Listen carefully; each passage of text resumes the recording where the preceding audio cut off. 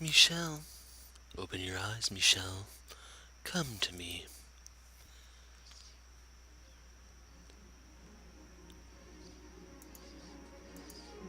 What? We meet at last. What? Why is the white-haired girl here? Never mind that. Where am I? I was trying to get back to the mansion. How did I end up here?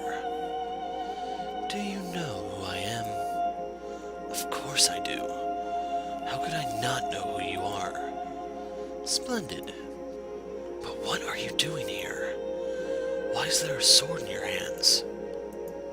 And why can I not speak? I was able to return to this gathering place of souls thanks to your efforts. Your uncovering of the truth of those events that transpired so many years ago allowed me to remember everything I had forgotten. To remember who I am. Remember who you are. You mean that you're part of Morgana? My apologies. Bringing your soul here without any preparation has left you in a bit of a nebulous state. But my heart told me I had to do this now. Though you have no voice, I can feel your presence quite clearly. Oh, Michel, namesake of the great Archangel Michael, and man of tremendous virtue, I have brought you here to ask for your assistance. I pray you will be able to help me. My request for you is simple. Take this blade, and with it, extinguish my soul. What are you? Extinguish your soul? I realize that it's cruel for me to ask this of you, and for that I deeply apologize. But I want it to be you who sends me off. Could you grant this girl her selfish request? That's not why I sought the truth.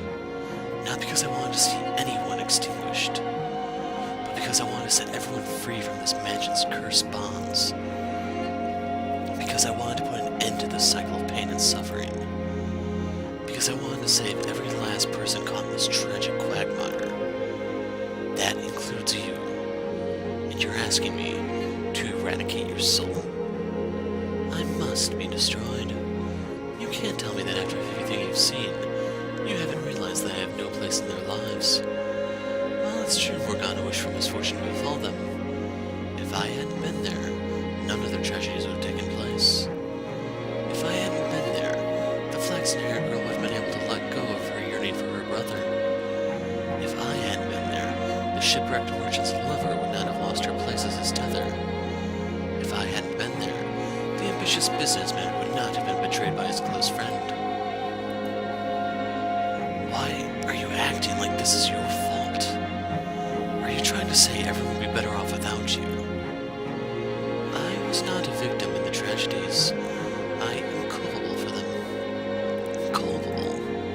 Like hell you were. I saw everything from start to finish. You didn't intend for anything bad to befall anyone. You always acted out of the good of your heart. And you're trying to tell me that makes you culpable? What do you say we answer one lingering question, Michel? The question of what I am. The explanation might be a bit lengthy, but I would like to share it with you before I depart.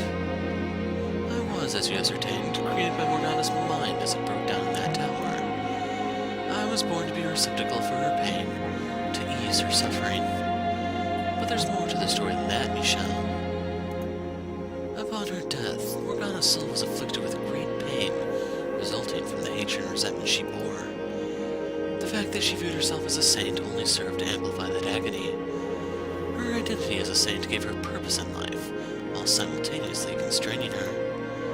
A saint must put herself second to all others. She must be caring, generous, forgiving, and she must not bear any ill will for anyone. That was not how she felt deep down, though. She was not a saint out of the goodness of her heart. She wanted to hate them, but her identity would not allow her. Those two conflicting aspects of herself tore Morgana apart. She was unable to withstand it.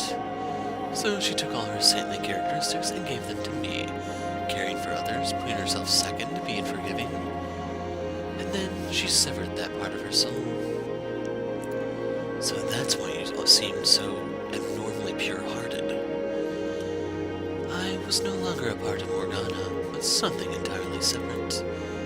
However, I wasn't me yet either. When you came to the mansion and resurrected Morgana, you resurrected me as well. But I had no self at first. I was, I suppose, not much different than the particles of dust floating around the mansion. But eventually that dust gained a sense of self, taking form as a human soul, and descended into the realm of man and the fate which governs it. What do you think the first thing a new soul wishes for when it is born, Michel? To live. I wished for a continued existence in this world. In a world where I was never meant to exist. I refuse to accept that there's anything wrong with wanting to live. I was supposed to remain within Morgana as a part of her. I was never meant to be a soul of my own. To become one was to turn against the laws of the universe. I wished to live, and Morgana wished to curse the three men's souls. Though we sought after completely separate things, because we were once two parts of a whole, each of our wishes were shaped by the others. In order for an incomplete soul like mine to survive, it needs something to bind itself to the world, something strong enough to prevent the universe from correcting the anomaly.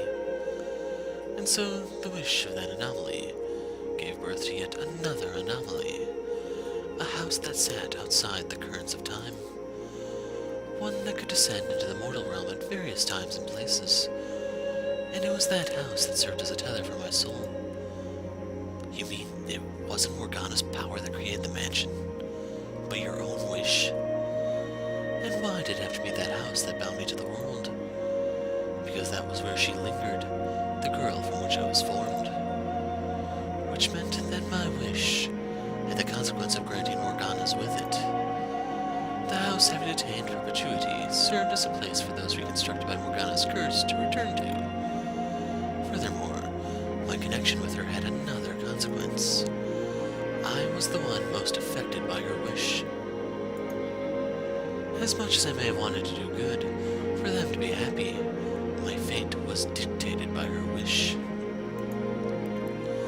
In that position, my merely showing affection for anyone was damnable. Falling in love was an act of villainy. My very presence malevolent. Don't say that. I was the true witch, the true demon child. Stop talking, please. It should never have been possible for me to have a life at all. Please, stop. The universe must be returned to its proper state, Michel. Don't talk about yourself like that. I must be erased, and Morgana's soul restored to its original form. But why? I do not belong here. I never belonged here. What's so wrong with wanting to live? The defect must be repaired. You're not a defect. Damn it. Why couldn't I be able to get a word in now at least? The restoration will not be instantaneous. It took many, many years for me to be formed, and it will take as long, if not longer, for the process to be reversed. But her soul will eventually return to its proper state. And perhaps, when her soul is restored, Morgana won't be a human. Perhaps she will be a butterfly, resting upon the lip of a flower. Perhaps she will be that flower. Perhaps she will be the breeze in which that flower sways. But whatever form she takes, it will be her. Whole and complete. With me gone, no more tragedies should take place. So please, take this sword and extinguish me. Put an end to this cycle of misery. I want you to be the one who does it. Please. Kill me. I can't. You're save Morgana's soul, but do you really have to die for that to happen? Is there not some other way? Won't you do this for me? I cannot. I could never take that sword. I know it's unfair of me to ask this of you, but I want it to be you.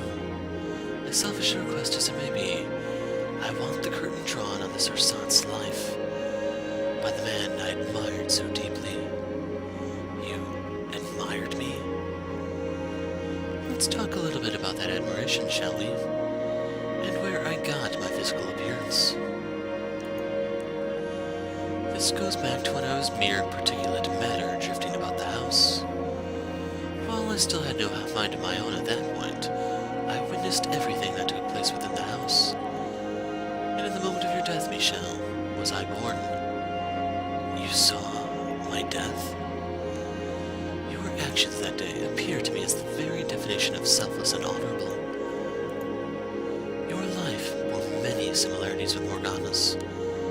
You were both abused, imprisoned, and called a witch.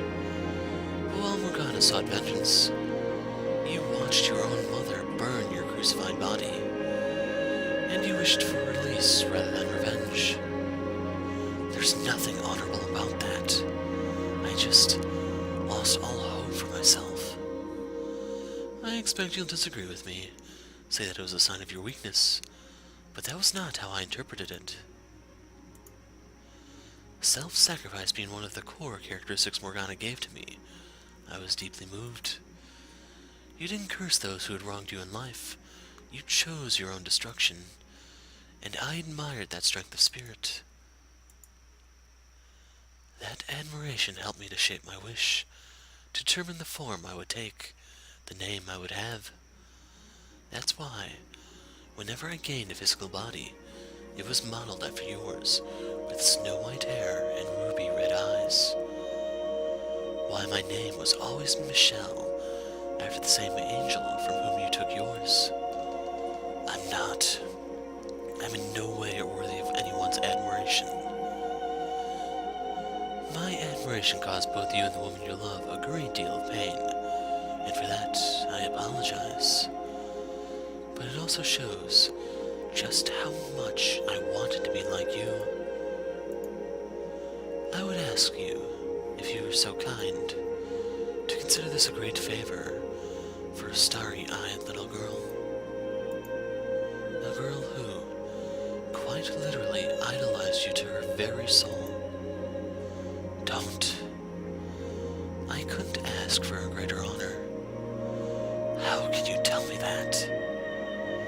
Then to be erased from this room by you, my idol. And then ask me to kill you. Please, Michel, be the one to send me off. I can't do it. No matter how many times you ask, I can't kill someone who's told me they wanted to live. I know what it's like to wish for life. I don't know if you realized it yet, Michel, but this is the first time we've actually met. The story of the fourth door was Morgana's creation, which meant that until now, we've never been in the same place, while both aware of the other's presence. As far as you should be concerned, I'm a complete stranger, yet still you hesitate. I'm glad that you're reluctant, but you've shown me enough sympathy. I don't consider you a stranger at all. Indeed, this is the first time we formally met. But I've watched you go through so much. I've seen you live 3 different lives. I've seen the impact you had on the people behind all 3 of those doors. You are in no way a stranger. With my erasure, Morgana's soul will eventually become whole again. Her curse and the eternal cycle of agony it brings will be no more. When I am gone, everything will return to its rightful place. I implore you to not hesitate any longer. Are there really no other options? Is killing you really the only way to make things right? To release everyone from this curse? I'm delighted to have finally been able to meet you, the man after whom I modeled myself. I am incapable of taking my own life, Michel. God's teachings prohibit it, and as such, my identity as a saint prevents me from doing so. No, I don't want you to commit suicide. I want to find some way for you to live, to remain a part of this world. I know that by asking this of you, I am causing you great heartache, and for that I offer you my sincerest apologies. But so long as I continue to exist in this world, Morgana can never truly have redemption. Tell me, who is it you've been fighting so hard to save? That doesn't mean that I didn't want to save you too. I believed I could save everyone summoned to the mansion, that no one would have to suffer anymore, that there would be no more tragedies. Michel, take this sword, please.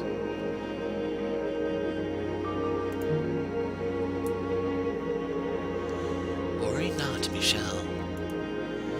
Doing this will allow you to save everyone. You'll cast off the darkness inhabiting the house, set all its prisoners free, give Morgana her salvation,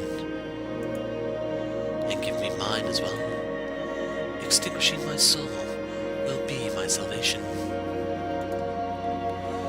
I've had a full, satisfying life, even if every moment of it was rooted in iniquity. I had well beyond my share of happiness. I don't need any more. Oh, Michel, namesake of the great Archangel Michael, and man of tremendous virtue, I ask of you to please draw this cycle of misfortune to an end, to take this blade and deliver everyone from their fates. It must be you, Michel. You must be the one to do this.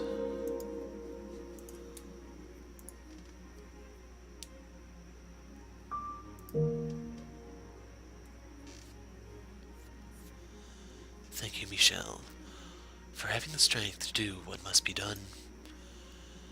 And I apologize for putting you in such a difficult position. Once my soul has been erased, I will be gone from this world forever. I will not return, not in this or any other form. I feel no woe in that knowledge, though. I welcome my destruction with the utmost joy. However, if it wouldn't be too much to ask, for you to just keep a little bit of me in a corner of your soul, Michel, to remember me, to remember the life I lived, that would make it all worthwhile.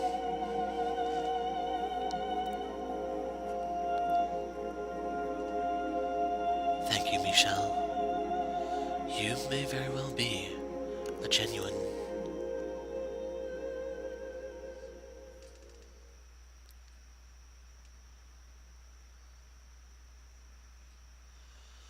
The whiteness surrounding me evaporates, and I find myself back in the observation tower.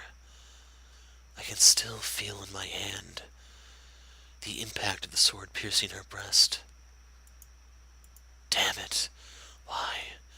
Why couldn't there have been some other way? Erasing a soul is not salvation.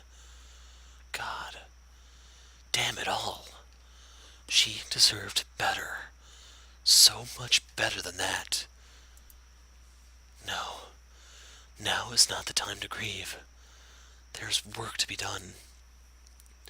A girl to whom I must offer the chance for salvation. I mustn't cry over the white-haired girl's death now. There are things I need to take care of first. Morgana. Morgana stands there, staring off absently into the distance. After some time, she slowly turns to face me. What exactly was that all about? Come on, say something. Answer me. Morgana. How? It doesn't make any sense. He and the Lord, they couldn't. There were two different lords. The one at the estate and the one who locked you in the tower. How? What was he doing there? That's not... I didn't... The man I was trying to curse was the Lord who threw the blood sabbats. How did I... Are you saying I remember wrong? That's ridiculous. I won't hear it. I won't have it for a second. You were in a very tenuous condition, Morgana. More than even you realize. You can't assume everything you saw in that state of mind to be true. Why? Just... why? That only makes it that much worse. Why would he do that? How could he kill me? He said he would show me the world. I cried for him, and he turns out to be the one pulling the strings. You saw what led to this. You heard what he had to say for himself. Misunderstandings that went unresolved, that should have been cleared up immediately.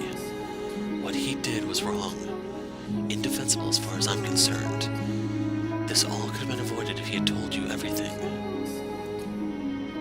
That said, Morgana, I can somewhat sympathize with how he felt then. You can sympathize with that monster? In what way?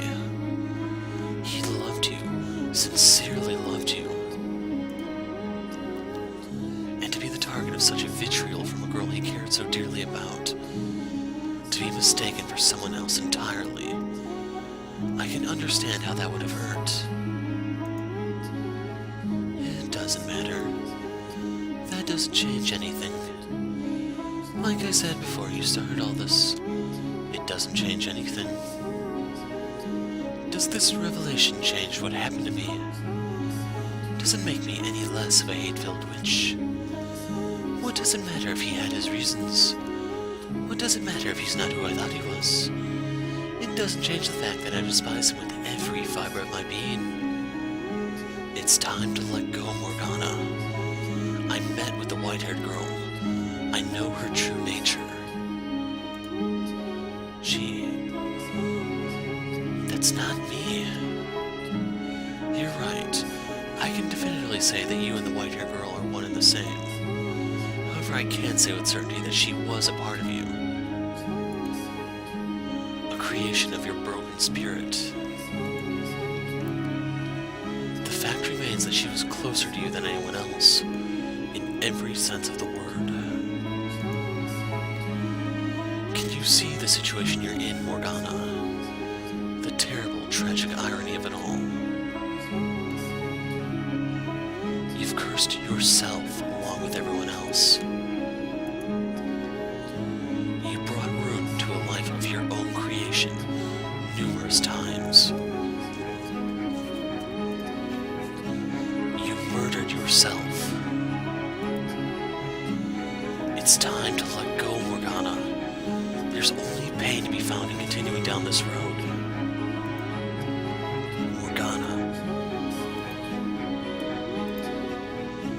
I take a step toward her, and she steps back, quietly maintaining her distance.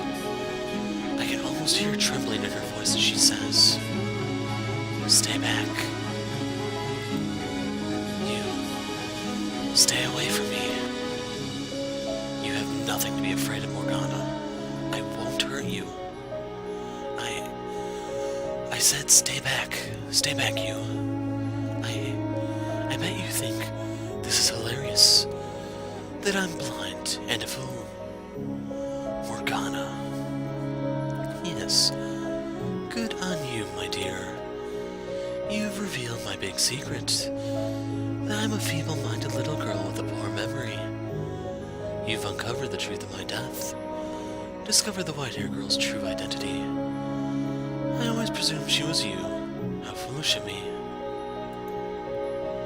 Laughing like I knew anything. Cursing the entirely wrong man. Absolutely brilliant, you might say. I've made myself into quite the laughingstock. I'm not going to laugh about your pain, Morgana. I've come to realize that perhaps I empathize with you out of more than just our shared loneliness. We were both yoked with unimaginable misfortune, lived our lives in lamentation of our fates. I understand your pain. That boat has long since sailed. You're right, it has. This is a realization I should have come to much sooner. Though you said it wouldn't have mattered, I still should have made an effort to get to know you in life. I feel guilty about how I constantly pushed you away. So, I'd like to make up for that now. I approach Morgana, hands stretched out toward her. She stands there bewildered as I place them on her shoulders, pulling her in. Not for my own comfort, as I had so many times before, and not out of some pretend sense of pity for a sad pile of bones. I embrace her, and all the pain and loneliness she holds inside. Her body gives off no warmth, and it's as weightless as the skeleton all those many years ago. She, like me, lost so much in life. But unlike me, she had no one there in her final moments. It's all right, Morgana. Everything's okay now. The tale behind the fourth door may have been a fabrication, but the creator's soul is always somewhere to be found in her creations. Knowing the inseparable link between her and the white-haired girl, that's where I'll find what I'm looking for. I'm here for you. You're not alone, Morgana. We can end all this suffering together. It's going to be okay. What's wrong with you? Have you completely lost it? Do I need to remind you of everything I've done? Of all the pain I've caused you? No reminders necessary. You did quite a number on me indeed. Then do you want to tell me how we went from that to you holding me? You didn't do what you did out of particular grudge against me. Of that much, I was always certain. So I hold nothing against you. I bear no ill will. Nor, I'm certain, does Giselle. You're much too forgiving. I imagine there's something about having experienced the kind of pain we have that makes it hard to harbor any ill will toward one of our kind. Shared trauma or not, you and that woman really are something. God, there are no words for how much you irritate me. The bite slowly drains from Morgana's voice. In the quiet, I think I hear a muffled attempt to hold back a whimper. I pull away slightly, putting a hand under her chin and lifting her head. She quickly averts her eyes, but doesn't knock my hands away as I reach them into her hood, gently setting them against her cheeks. I run my fingers across the exposed flesh, then slowly pull back the hood covering her face. Well, look at that. You're quite pretty without your face hidden. I didn't think you were the flattering type. I assure you, I'm not. Go on, touch your cheeks.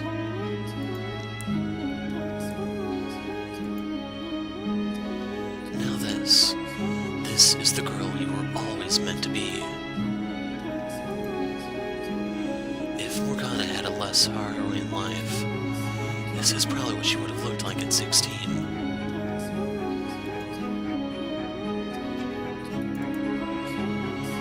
You know, you look a little like the white-haired girl. We look nothing alike, I can assure you that. She was the very antithesis of me, but she was also once a part of you. The last thing I want is to be like her in any way. And Why is that? Because I never liked that girl at all. Always putting others before herself. Just watching her was aggravating. Although, in retrospect, she was everything about myself I deemed unnecessary. So that might explain why it was so hard to watch.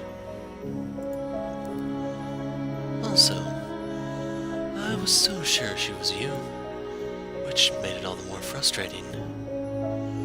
Why would her being me bother you so much? Because that wasn't you. You're aggressive, you yell, you fight. Is that how she saw me? How wouldn't it bother me that you came back as a quiet, passive, subservient girl? Of course, now that I know it wasn't you, so... You were that sure it was me, despite thinking we were nothing alike. Apparently so. Hold on a second. Why would that bother you? I'll let you figure that one out. It's not important. So you've got my attention. What are you planning to do now? To leave the mansion with you. To set everyone free and break the curse. Setting them free will set you free as well. So you want me to release their souls? Exactly.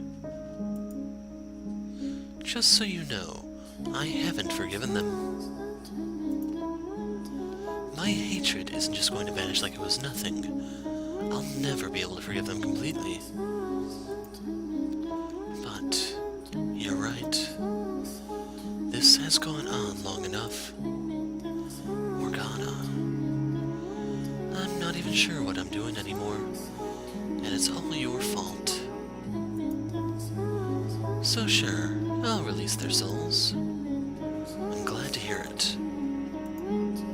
However, I don't want to see them alone. I'm not sure I'll be able to set them free if I have to face them on my own. That won't be a problem. I'll go with you. We'll go see them together. You get to be my guide this time, then. Get to take up Giselle's old mantle. That I do. Even if it means taking this hand. You honestly think I have any reservations about that? God, I swear, you really are the worst. Lead the way, my dear, to where their souls wait.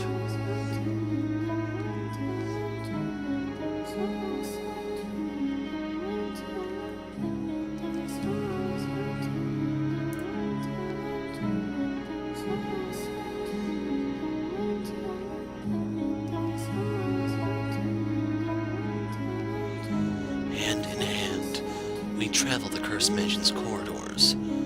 The halls overflow with darkness, cut off from the sun and devoid of color. Despite having spent much time in this place, it's never stopped being depressingly gloomy. No one, for any reason, should be left behind in a place like this.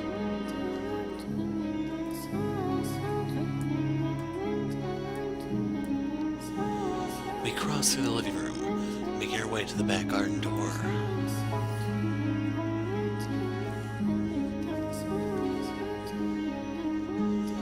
There are no children laughing beyond the door, but I can faintly smell flowers.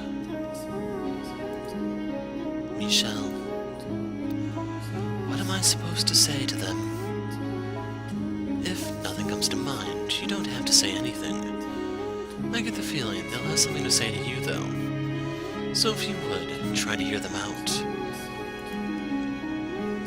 I'm not looking forward to this. It'll go fine, I promise.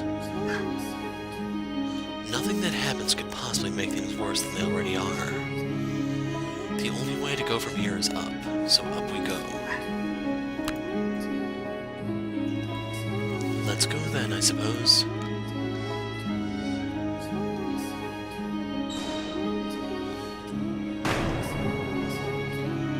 A hollow breeze brushes through the gray-filled rose garden.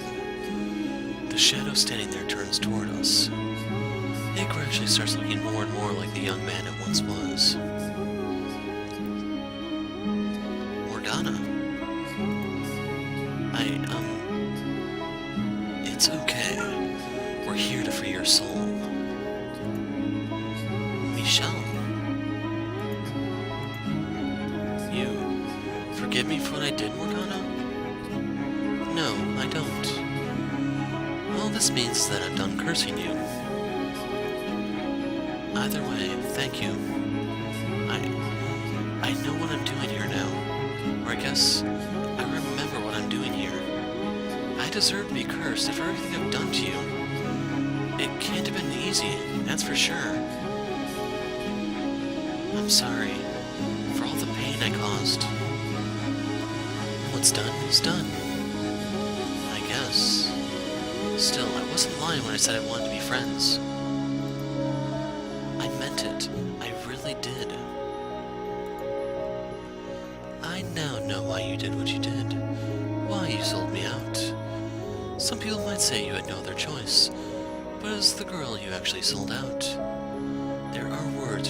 Those are words you'll never hear from my lips. Fair enough. Nonetheless, subjectively speaking, you too were a victim. Do you not resent me for punishing you in spite of that? Huh? I presume you're now able to recall everything, both your first life and the second one I subjected you to, when the house was called Rose Manor. Yeah. What happened then was the result of my wish. You have every right to despise me. The way I see it, with or without your curse, Nellie still would have had the same feelings for me. It was my fault for being too dense to realize she thought of me as more than a brother. Things would have turned out the way they did regardless. The white-haired girl was the one to set the spark off, though. And it was because of me that she ended up at that mansion. My wish was to see her life utterly ruined. And in service of that desire, the white-haired girl was born into that era as your half-sister. So I disagree. My curse did play a significant role in your fate. Regardless, I don't feel like it would be right of me to blame you. Things turned out the way they did. Because I was weak and ran from the problem instead of facing it. Michel wouldn't have had to get hurt either, if only I'd had more of a spine. I guess calling her Michel is kind of confusing with Michel here, huh?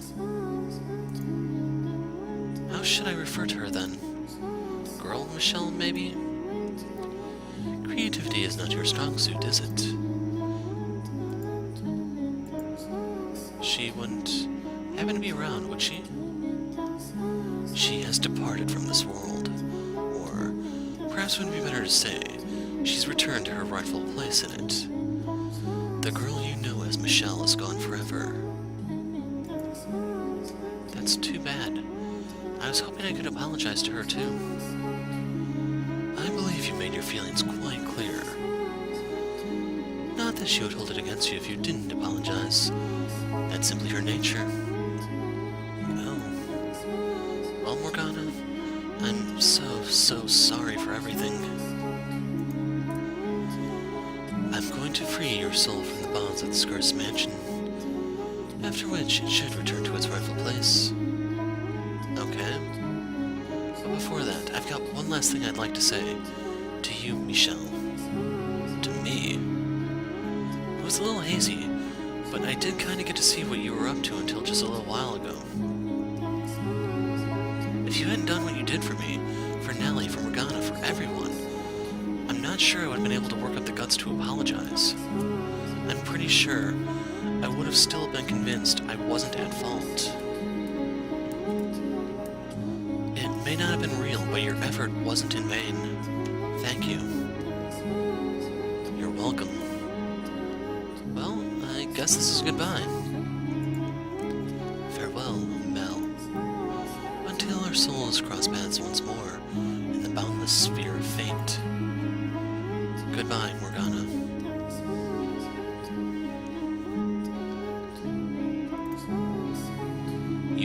to tell me that he wasn't a bad person. But bad people aren't the only ones who do bad things. That's true, yes. But having a conscience can be a double-edged sword. The regret's so overwhelming you don't want to believe you could do something so awful that some outside force must be to blame. So I hope you're willing to accept at least part of his apology. Lead the way, my dear, to where the next soul waits.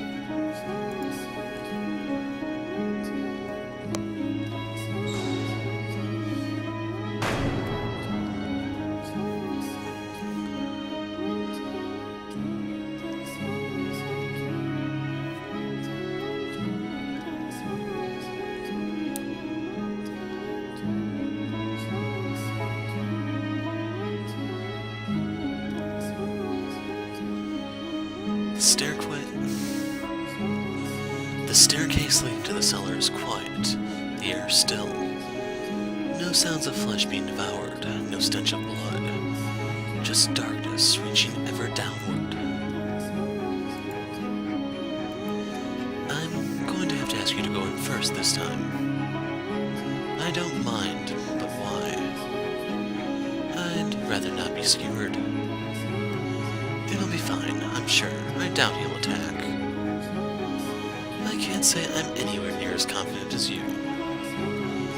So you get to be my meat shield, should anything go wrong. Ah, so that's what I am to her. We may not have bodies, but we are still capable of feeling pain.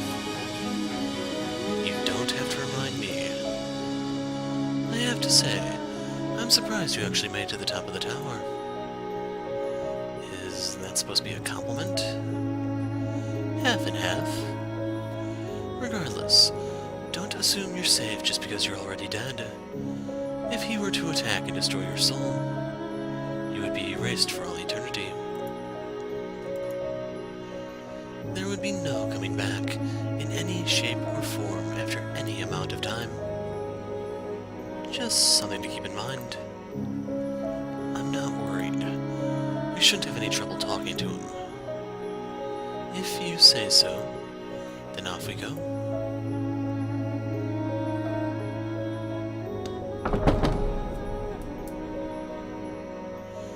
I push open the cellar door. Behind it, a shadow of a man sits on the floor, leaning against a stack of boxes. He slowly rises to his feet upon hearing us enter, and as he does, the blackness dissolves away, revealing the man.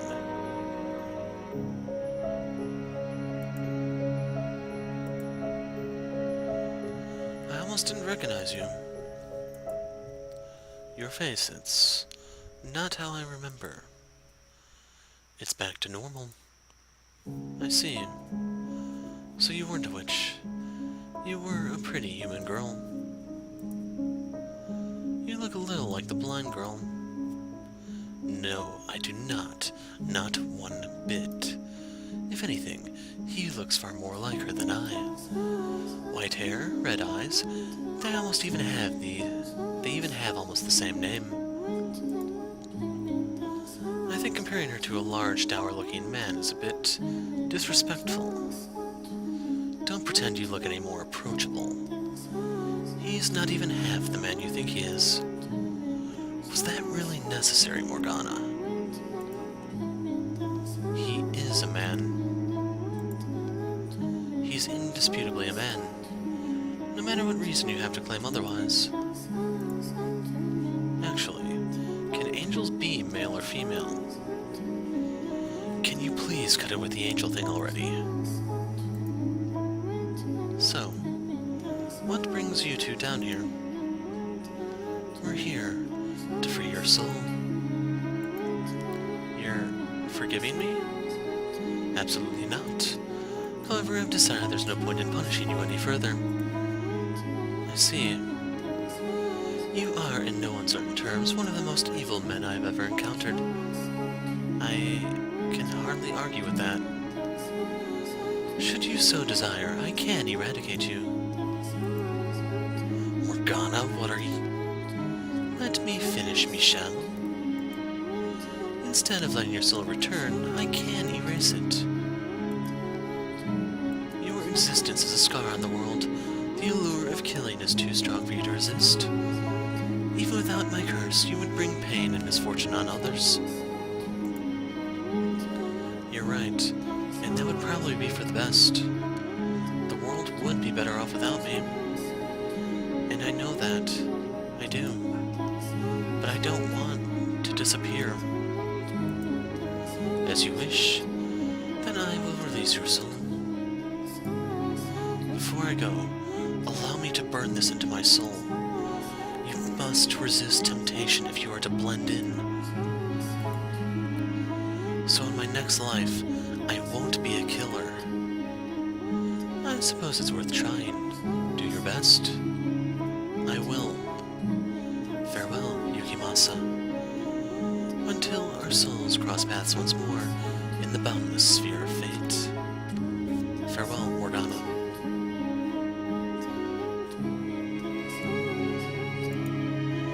He's not the only one who derived pleasure from others' pain.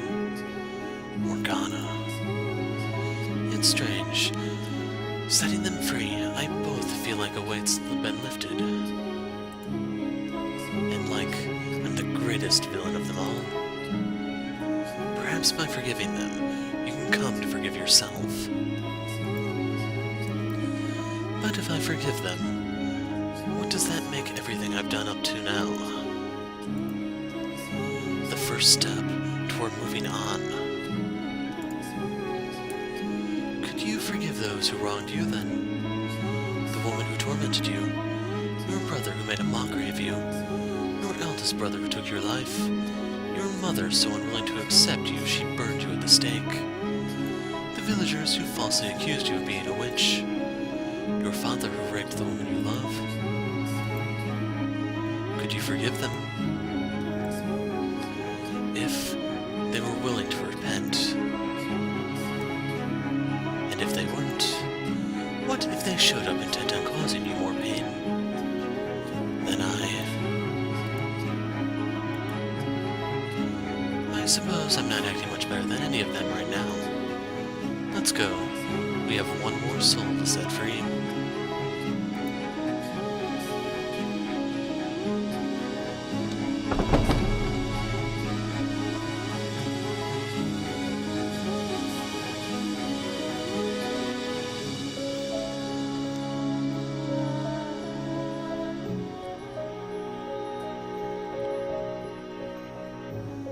There's something I've been meaning to ask you.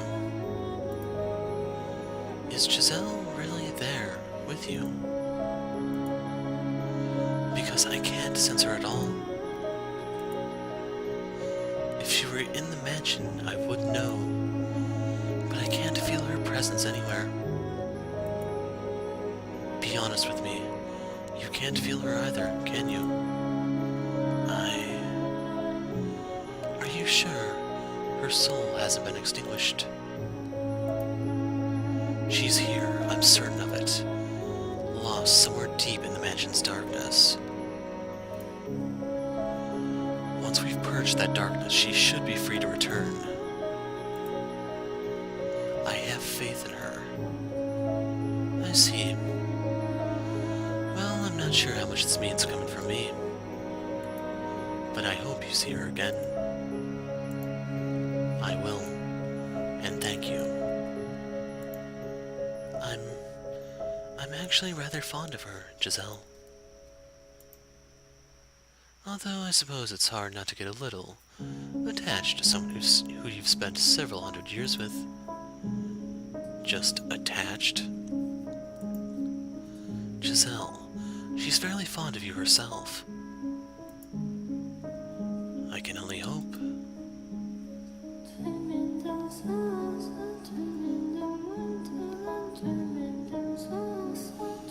The smell of cigarette smoke seeps through the cracks in the den door.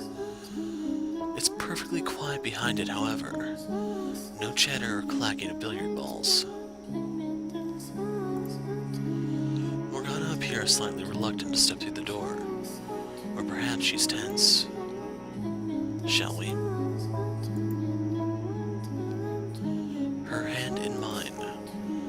push open the door.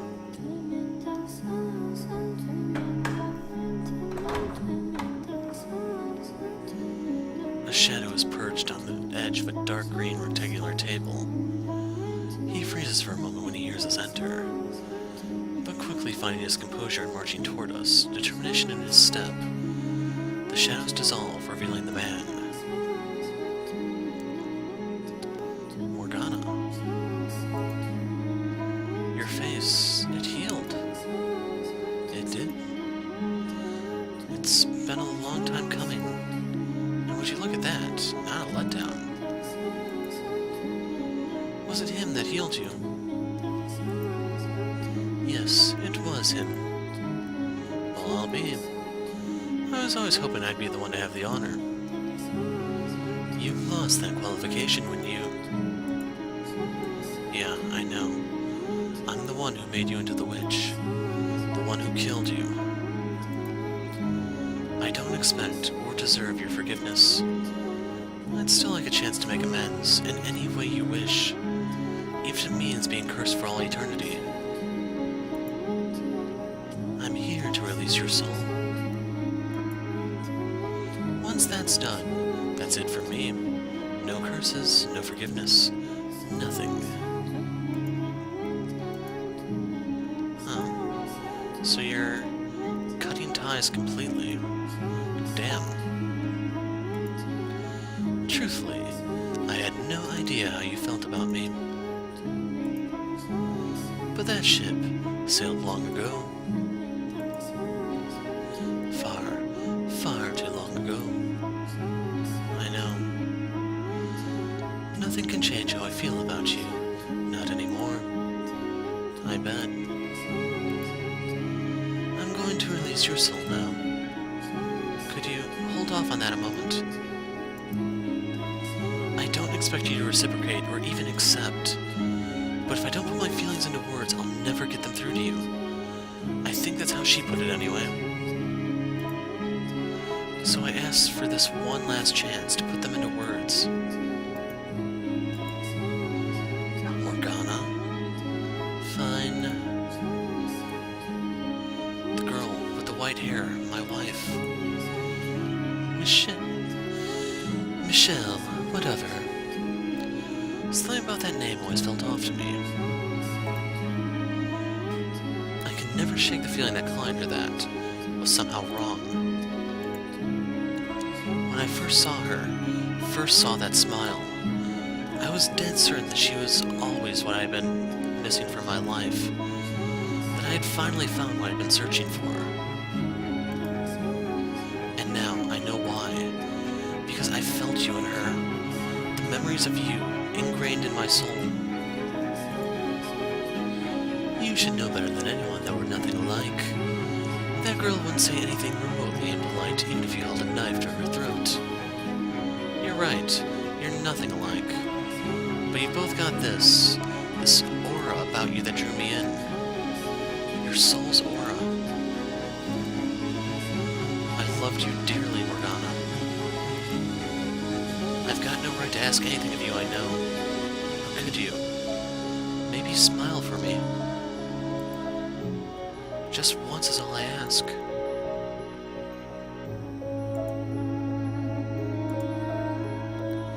I can't do it. I should. I know I should. That I would let us end things on a nice note. But I can't force myself to smile. It wouldn't be fair. Yeah, I guess you're right. Sorry for putting you in that position. I've said my piece. I'm ready now. Okay. Very well then. Farewell, Jacopo. Until our souls cross paths once more in the boundless sphere of fate. Goodbye, Morgana.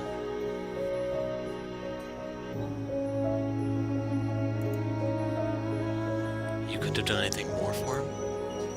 Such as... I won't deny that my feelings about him are complicated. But the things he did to me, they eclipse all that. Merely learning the truth, hearing how he felt, is nowhere near enough to erase that. Could you at least put a little hope in your next lives? That maybe you two could try again? No, I can't. I don't want to encounter him again, ever. Then, if nothing else, could you try not to forget that he did save you once? I suppose. Though my salvation, Michel, was not ultimately at his hands. I was watching to the very end. It may have all been an illusion, constructed from the memories of everyone's souls. But that didn't make your actions any less real. The things you said to me, your earnest desperation. Learning the truth is only partly why I decided to release their souls. The biggest reason, however, was seeing how far you went for me. If you hadn't been there for my death, if you hadn't done what you did, then I would not have freed them. Nonetheless, is it unfair of me to wish that you'd shown him that smile instead, Morgana? Well, that's the last of them. Should we be off now? The front door should be open, now that I'm not willing it closed any longer. I misread that. The front door should open, now that I'm not willing it closed any longer. Shall we take our leave of this house?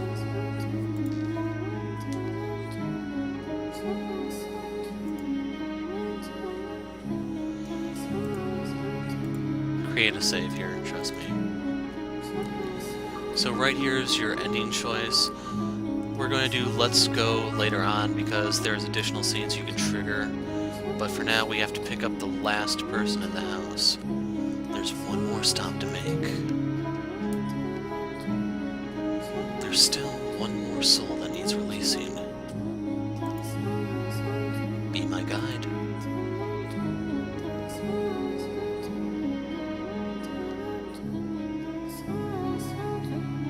Still holding Morgana's hand, I make my way to the wall, where the landscape painting hangs.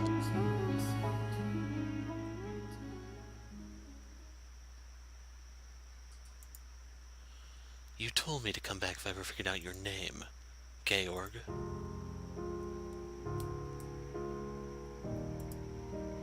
Hey, Michel. Hello. How'd you figure out it was me? Of course I'd recognize my own brother. Well, granted I didn't recognize you at first. It's not every day your big bro ends up as a painting, huh? It came as quite the surprise when I finally made the connection. I'll bet it did.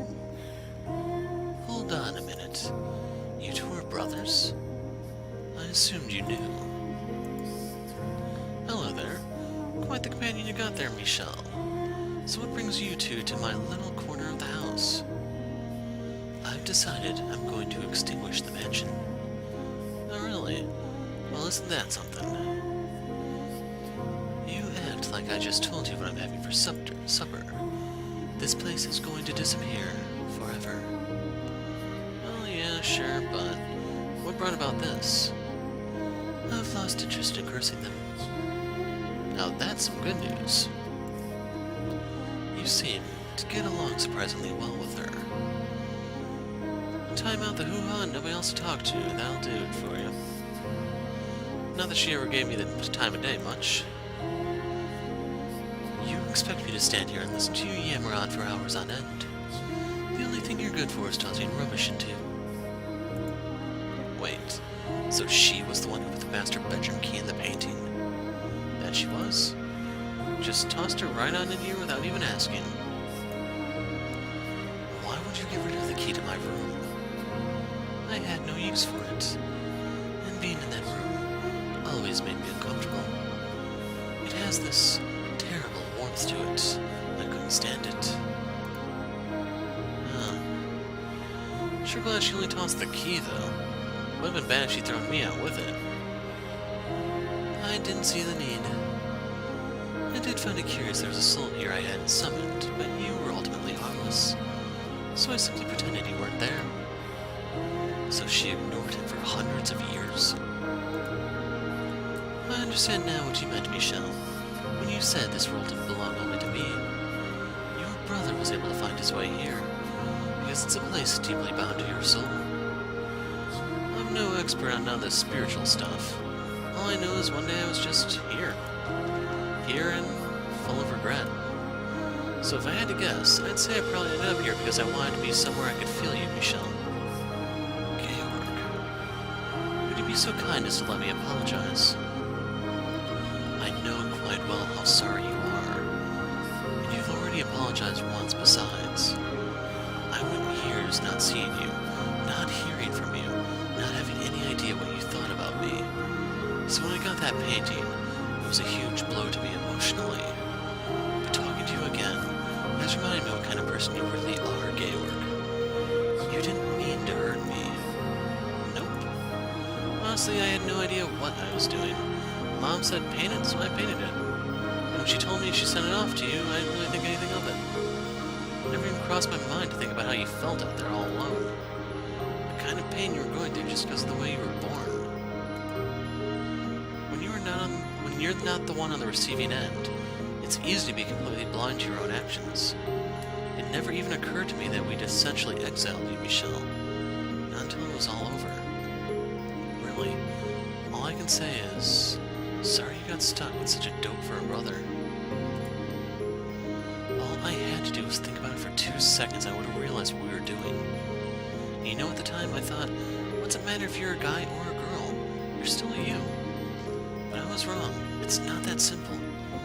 I can only imagine someone coming up to me one day and saying, nah, you're actually a girl. And everyone I care about suddenly not wanting anything to do with me. What a drag that'd be. I'm really sorry, bro. It's okay, Georg. I forgive you. Thanks. I wanted so badly to see you and DDA again, Georg. And while I didn't get that chance in life, I'm still glad I have the opportunity to talk to you now. To hear the things you never got to say. It pains me to see you reduced to this form. But knowing that it's a result of overwhelming regret, that you were just that desperate to find me again, it warms my heart. What on earth was that? Me trying my damnedest not to burst into tears. I don't think it worked very well, though. Does the canvas look wet? Could you feel it for me? I think I'll pass. Not feeling up for any brotherly love? Honestly, I'm relieved to see you the same Georg I always knew. Changing ain't really my thing, after all. I suppose it isn't. This doesn't sit right with me. What? Why not? You're letting him off the hook far too easily, Michel. I know just how much pain that painting caused you. It might as well have been resurrected me. I've moved past that, though. Make him pay for what he did. Scribble on him. Do what? Scrawl your anger all over that ridiculous painting. But I'm not angry. Now that's a damn fine idea if I ever heard one. You most definitely need to make me pay, Michel. Georg? Go on. Hit me with everything you got. Scribble away. Even if I wanted to, I have nothing to draw with. Just use your finger and I'll trace it out for you. Come on, what are you waiting for? He really wants me to draw on him, doesn't he? He more than deserves it, Michel. Bring it on, Michel. This conversation got bizarre fast. Okay. I'll draw on you.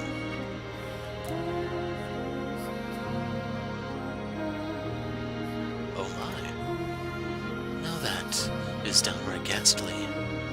What? You might actually have potential, Michel. Voodoo dolls are the last thing I expected from you. 4 of them at that. And what a demonic being alongside them. Ooh, I can just feel your burning rancor, Michel. That's not what I drew at all. What? Then what is it? It's not important. Now that that's finished, I think it's time we all took our leave. Can I come too? Well, I might need a little help with that, Michel. As you can see, walking ain't one of my talents. That's alright, I'll carry you. Careful taking me off the hook. By all means, feel free to drop in, Michel.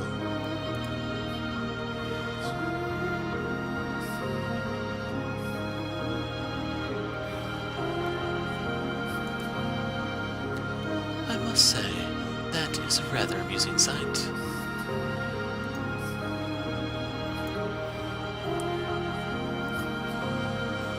It's definitely not every day you get to see a full-grown man turn painting being hauled down a spooky hall by his little bro. Georg. It does make me wonder, though, are you two really brothers? I have a hard time believing you even share a drop of blood with this obnoxious lout, Michel. We are brothers, right, Georg? Whoa, don't you start questioning it too, Michel. We are absolutely, positively, 100% brothers. She has a good point, though. We don't even look that much alike. Nope, no shocking family plot twists here. I've known you since you were a baby, Michel. Maybe you were secretly illegitimate, Georg, not me. You're not going to let me off this, are you? I'm just playing with you. Oh my god, you just laughed? Yes. What? I didn't get to see it. What was it like? Give me all the details. An ordinary laugh. Is the world ending? It's not that big a deal. I laugh just like everyone else. No, you most certainly do not. Nope, you definitely don't. So much for my tearful reunion with the brother I always knew and loved. Anyway, since we're breaking character here, how about one from our favorite witch too? And no cackling, that doesn't count. Excuse me? Why would you want me to? Because every time I've seen you smile, it's never been about anything good. Plus, now that you got your face back, you're actually quite the looker. Go on, give me a big ol' grin. Not happening. Come on. Okay, fine, if you don't want to do it, pretend it's for Michel. If you don't want to do it for me, pretend it's for Michel. What? Why do I have to be the one to do anything? You can do it for old Michel, can't you? Show him those pearly whites, girlie.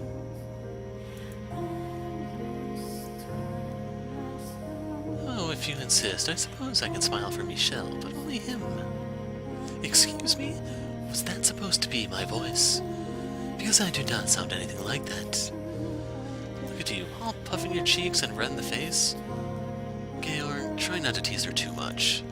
I don't know how anyone can stand you. It's like every word that comes out of your mouth exists solely to ruin the mood. You know, maybe it wouldn't hurt to lighten up a bit. This is the end of a long journey, but that doesn't mean we have to make it somber and an uptight affair. I am genuinely not sure how I feel about you, the most somberly upright, uptight man I know, telling me to lighten up. She's got a point, but I'm not that bad, am I? Anyway, shall we be off now? That we shall. The witch and her band of merry men departs. I'm not sure if one person in a talking painting constitutes a band. Giselle, I know we'll find each other again. I have faith we will. We'll cast away this mansion's darkness, and then I'll await your return, no matter how long it takes. Yes, I think it's time we took our leave.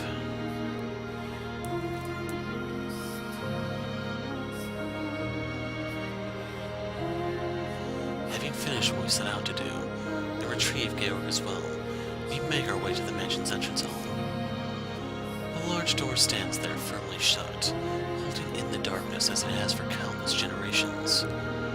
But that time is almost at an end. The door ready to be opened, to end the cycle and begin anew. Been a painting for all these years, I never realized just how big a place this was. All I ever got to see was a hallway and maybe a couple of doors. I mean, talk about dull, you know? Feels like I'm on an adventure, exploring a whole new world. A very, very dark world. Michel, would you mind shutting him up? If only it were that simple. Can you blame me for being talkative? It was a lonely life. That would be fine if you had any concept of the appropriate time and place to be chatty. Are you aware of where we are right now? The entrance, by the look of things. Precisely. The end to a centuries-long act of vengeance is but a few feet beyond that door. And you're chatting away like it's another day at the court. Try to maintain at least a semblance of gravity if you would. I'm starting to notice you're rather ceremonious, aren't you, Morgana? This is a day to be celebrated, not to be all stiff and no fun allowed. Are you not at all worried? There's no guarantee any hope lies beyond that door. After all, when the mansion disappears, so too will we. And that is the rightful state of things. Our present forms may cease to exist, but our souls will live on. And so long as they do, we will eventually return to the world. Let us press onward, not fearing a temporary end. Well said, Michel. If I had feet, you'd just swept me right off them. Georg, I'm beginning to wonder what would happen if I threw you at the wall. Now, let's not do anything hasty. Oh, for God's sake. You're the guide. So let's go then, shall we? Morgana's right. There's a severe lack of gravity to the affair. But thanks to Georg's lackadaisical nature, whatever fear I had is gone as well. His ever-playful interactions bring me back to when I was alive, to when it was me and my two brothers. Fond memories of the times we'd had together, of the admiration I had for them, of me chasing after them. Nothing could possibly replace those days, and I'm glad I had a chance to reflect on them, if briefly, before the end. I take a few steps forward, stopping just in front of the door, and Morgana steps up beside me. I envision the light that lies beyond it, radiant and white, waiting to rip through the darkness. The light we seek, that we've long sought. And I take in a deep breath, look up at the door, place my hand on its hard surface, and push it open, welcoming the future it holds.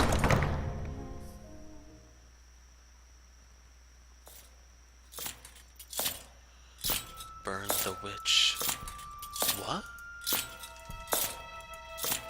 Crucify the impure. We take one step back, then another. What we found outside is not a blinding realm of light, but churning blackness and the stench of blood and rust. Metal clanks, growing louder with each heavy footstep of the approaching night.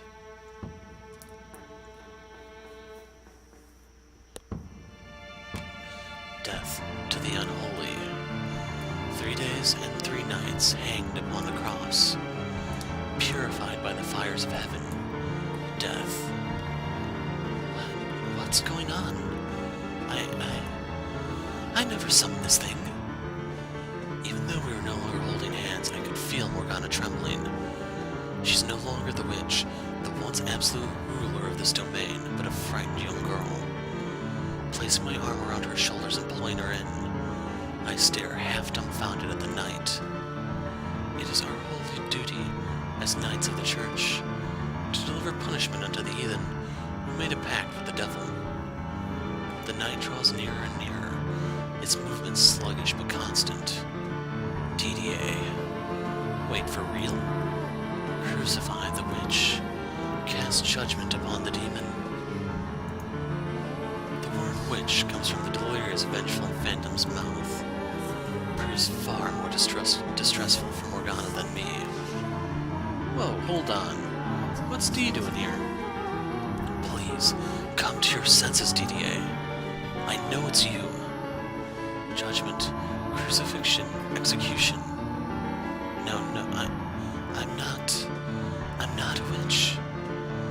The night is partially occluded by the dark, writhing miasma enveloping him, but he bears the same muscular build as the DDA I knew in life, and he's unwaveringly determined to see us executed. DDA. This is not how I hoped our reunion would go, DDA. Why, after so very long, is this how the three of us find each other again? Images flash through my mind. the day I left the Ballinger estate, when DDA promised me we'd one day meet again. Them each giving me a hug before I climbed into the carriage. First DDA, then Georg. Is this my fault? Is he here because I wish to be reunited with my brothers? Is this the way fate chose to grant that wish? Burn the witch. Well, look at that. Guess I'm not your only blockheaded brother, huh? Georg. Before you get any bright ideas, Michel, it's not your fault our long-awaited family reunion didn't go quite as planned. Just like me, D cursed himself. Only it seems his was a whole lot more powerful. God, I really didn't pay a lick of attention to either yet, did I? The unclean witch must be purified from this world. It is my duty. Hey, D, you in there? I shoved a whole lot of crap onto your plate. Keep out the family name, taking care of Mom, just about everything I could leave to you, I did. I must uphold the honor of the family name. And then, when it was all over, I blamed you for killing our little brother. I was convinced that you could do anything, that you were stronger than anyone. Crucify the witch. I'm sorry, D. Burn the witch.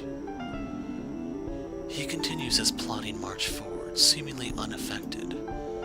It's impossible to tell if Georg's words are getting through to him. Stop, DDA, please. And my words didn't seem to be either. DDA. He's closing in on us, and we're running out of space to retreat. Alright, D, if that's how it's gotta be. But just this once, okay? The knight takes another heavy, merciless step toward us. The exit's right there. We're backed up against the wall.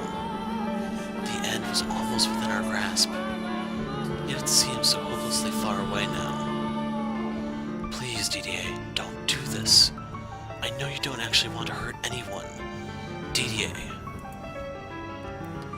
The knight raises his sword, thrusting it forward with a sharp whoosh. Death.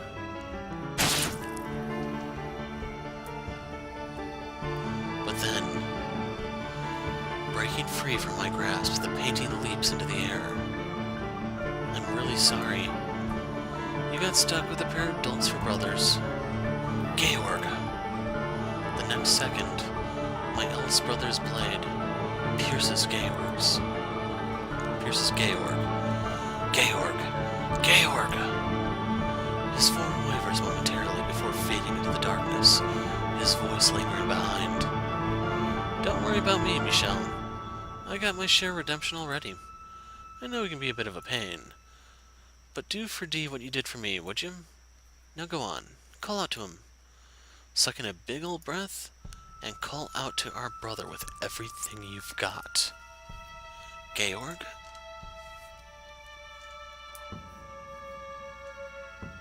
It is my duty to punish the impure, to uphold the Ballinger name. DDA. Despite having already stabbed Georg, the knight continues his march, blade pointed straight at me. I clench my teeth and glare at my eldest brother. Running is out of the question. This doesn't have to go on any longer. It is my duty as the eldest son. You deserve to be freed from your bonds as well. Begone from this world. DDA. I shout his name with every ounce of air in my lungs. His eyes go wide, and his blade swerves off course, missing my heart.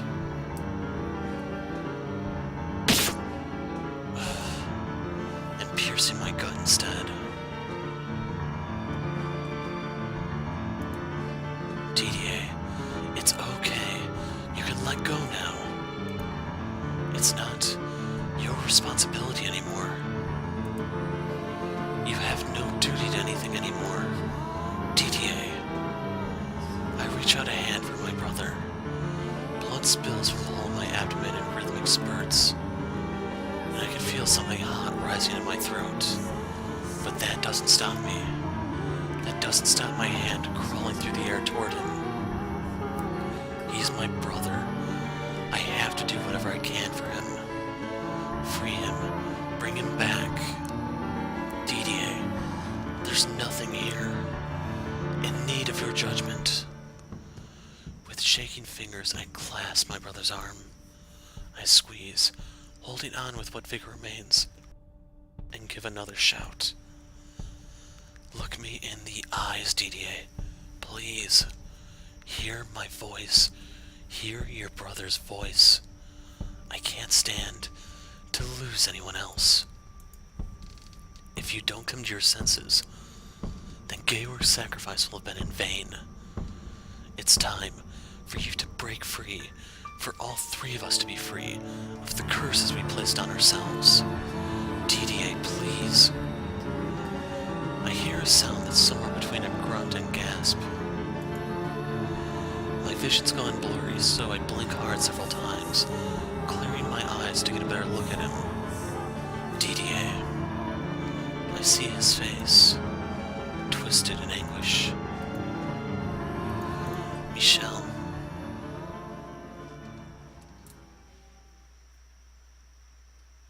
Didier. Thank goodness. You heard my voice. Did I do this to you, Michel? It's nothing.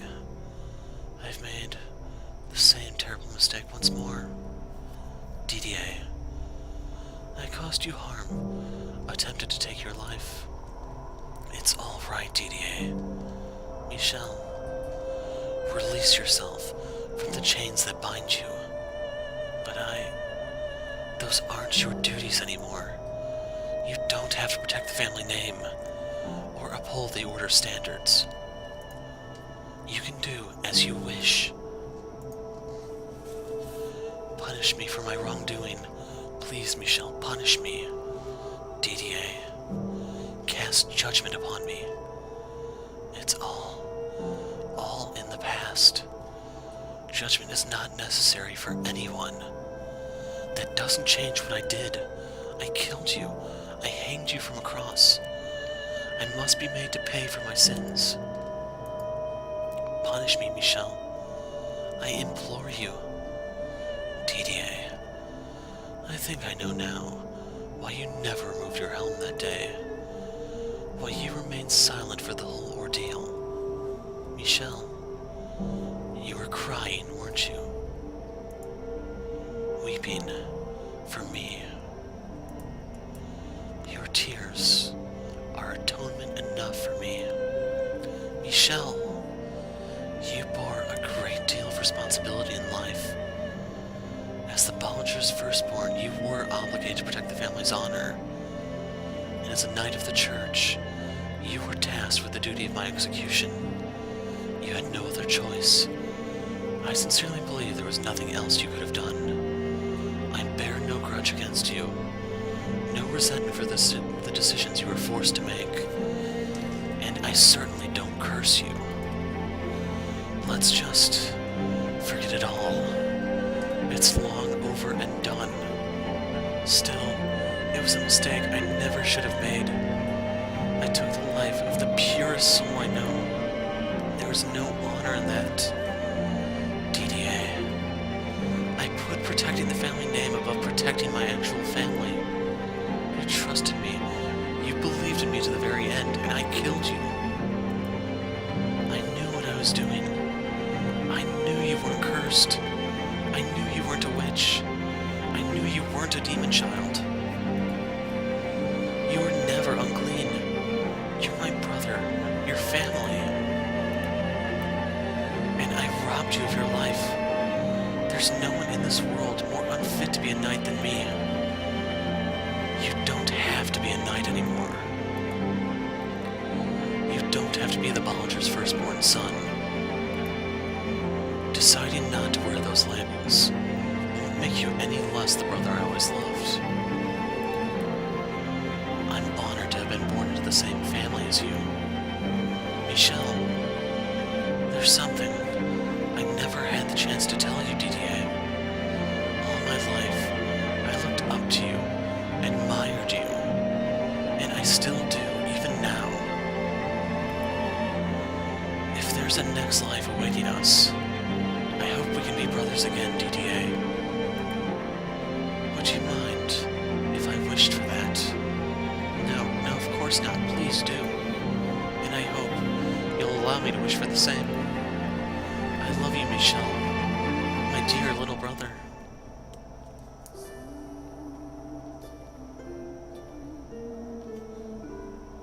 Upon those words, DDA's phantom begins fading away. A white mist that almost looks like it's made of undulating particles of light rises up around him. And before he's completely enveloped, I catch a glimpse of the tears streaking his cheeks. It's the first time I've ever seen him crying. I attempt to give him a smile in return, but if I were to guess, I'd say it probably looks rather forced. The fact that I'm fighting back tears at the same time certainly isn't doing anything to make it convincing.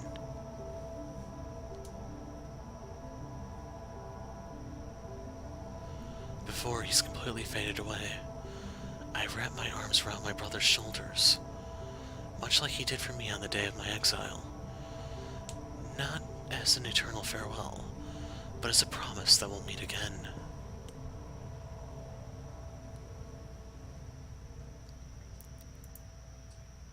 DDA, Georg. Right now, in this moment, I have no regrets about having been born a Bollinger. All I have is great pride. So I pray that one day, be it 10 or 1,000 years from now, the three of us can be reunited.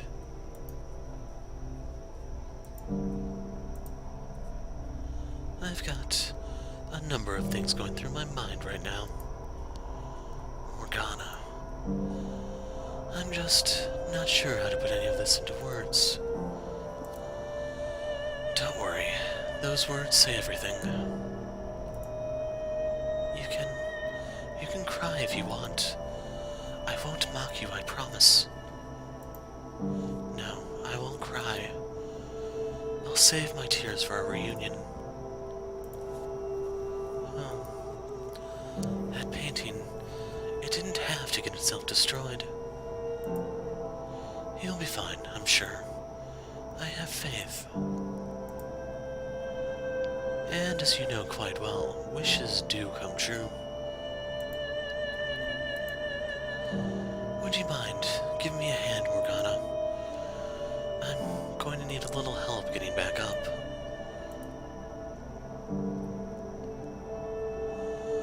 After a moment's pause, she hesitantly extends her fleshless hand. I clasp the bones, and with her aid, pull myself to my feet. Blood spurts from my gut as I do. There's not much in the way of pain, strangely, only creeping exhaustion.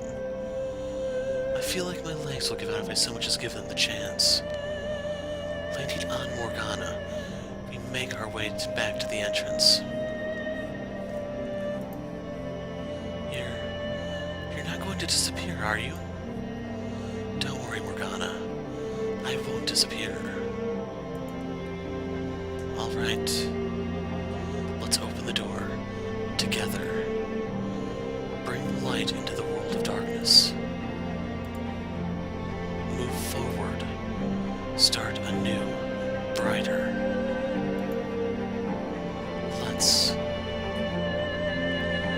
I take in a deep breath, look up at the door, my eyes on the future. It's time to open the door, not to an ending, but the door to a new beginning.